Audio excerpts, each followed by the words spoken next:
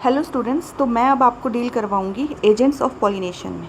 तो agents of pollination यानी वो मीडियम जो प्लांट्स को पॉलिनेट करने में यानी फ्लावर को पॉलिनेट करने में यानी हेल्प करवाता है। ठीक है, तो majority of the plant use biotic agents. Biotic मतलब लिविंग ऑर्गेनिज्म, ठीक है, नेचुरल एजेंट्स जैसे हनी बीज हो गई, ह्यूमिंग बर्ड्स हो गई, मॉथ्स हो गई, बहुत सारी बटरफ्लाइज हो गई, तो ये सब बायोटिक एजेंट है। और कुछ होते हैं जो एबायोटिक एजेंट है। एबायोटिक एजेंट मतलब जैसे वाटर हो गया और विंड हो गया, ठीक है। तो पॉलिन ग्रेन्स इन जैसे हमें पता है कि बेसिकली कॉनिफर्स होते हैं। कॉनिफर्स मतलब जिम्नोस्पर्म, ठीक है। जिम्नोस्पर्म आपको पता है, जो ये पाइन ट्री होते हैं, ये बेसिकली जो प्लांट्स होते हैं ये विंड पॉलिनेशन के ऊपर रिलाई करते हैं, ठीक है। और ये बहुत abundance of pollen grains release करते हैं, जिससे ये पॉलिन ग्रेन्स हवा में उड़ के जाते हैं दूसरे प्लांट पे, ठीक है, जहाँ पे ये प्लांट इसको रिसीव करता है पॉलिन्स को। तो इसको कहते हैं एनिमोफिली, ठीक है। जो विंड से पॉलिनेशन होता है उसको कहते हैं एनिमोफिली, ठीक है। तो इसमें एक और चीज़ यहाँ पे नोट करना, the flower produce enormous amount of pollen when compared to number of ovules available for the pollination, ठीक है।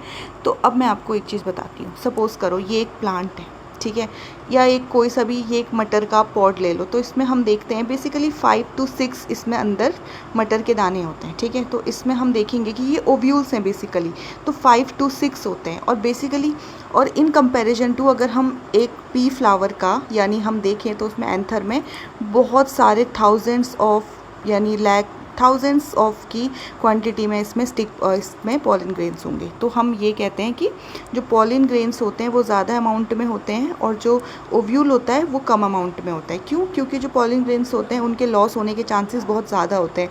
हवा से, पानी से वो लॉस हो सकते हैं और नीचे गिर सकते हैं, यानी वो ओव्यूल तक ना पहुँचे, या इसीलिए वो बहुत ज़्यादा क्वांटिटी में करते हैं ताकि वो कॉम्पेंसेट कर लें, ठीक है। तो अब एक हम पॉलिनेशन ऑफ द विंड के बारे में पढ़ेंगे, ठीक है। तो ये एक अबायोटिक टाइप का पॉलिनेशन है, एज आई हैव सेड।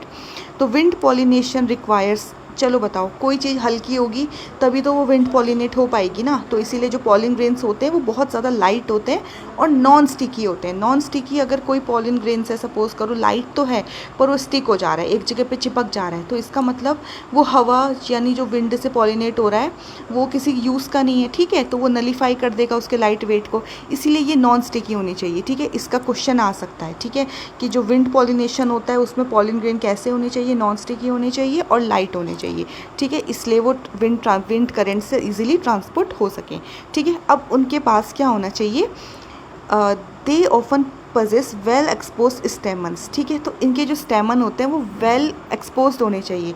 तो एक यहाँ पे प्लांट दिया हुआ है, ठीक है, ये इसका इन्फ्लोरेसेंस है, इन्फ्लोरेसेंस कॉम्पैक्ट है। और ये जो आपको ये हेयरी से फैदरी से दिख रहे हैं ये सारे इसके स्टेमन हो गए, ठीक है, यानी एंथर और फिलामेंट हो गए।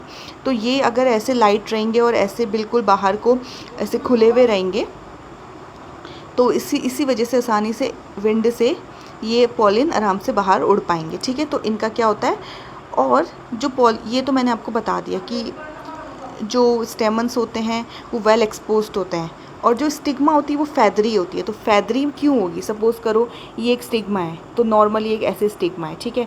अब इस पर बहुत सारे पॉलिन ग्रेन्स आ रहे हैं तो चांसेस कम है कि ये इसको इंटरसेप्ट कर पाए। अब वही एक ऐसा स्टिग्मा है जिसमें छोटे छोटे ऐसे फैदर्स टाइप के हैं, तो ये बहुत सारे पॉलिन ग्रेन्स को इंटरसेप्ट कर लेगा अपने बीच में, ठीक है, दूसरे कलर से। सपोज़ ब्लैक वाले छोटे छोटे पॉलिन ग्रेन्स हैं और ये फैदरी स्टिग्मा है, तो ये इसको इंटरसेप्ट कर लेगा, ओके, ठीक है। सो अब मैंने आपको इसके बारे में बता दिया है, ठीक है। तो यहाँ पे बता दिया, wind pollinated flowers often have single ovule in each ovary and numerous flower packed into inflorescence, ठीक है। तो इसका भी याद रखना कि एक सिंगल ओव्यूल होता है एक ओवरी में, ठीक है।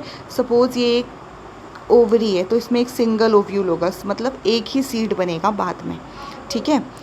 तो ये बेसिकली मैंने आपको जिम्नोस्पर्म का एग्जांपल दिया था यानी कॉनिफर्स का, तो आपने कौन देखे होंगे, उसमें एक सिंगल ओवरी होती है, ठीक है, और एक सिंगल ओव्यूल होता है, ठीक है, जैसे मैंने आपको कॉर्न का बताया, ठीक है। The corn, the ears you see nothing but the stigma and the style which have the wind trap to pollens, ठीक है। Wind pollination quite common in the grasses. तो यानी किस में होते हैं, एक होते हैं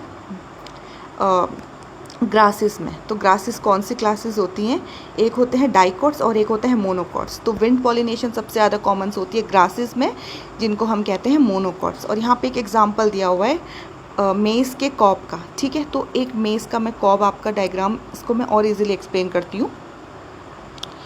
सो सपोज़ करो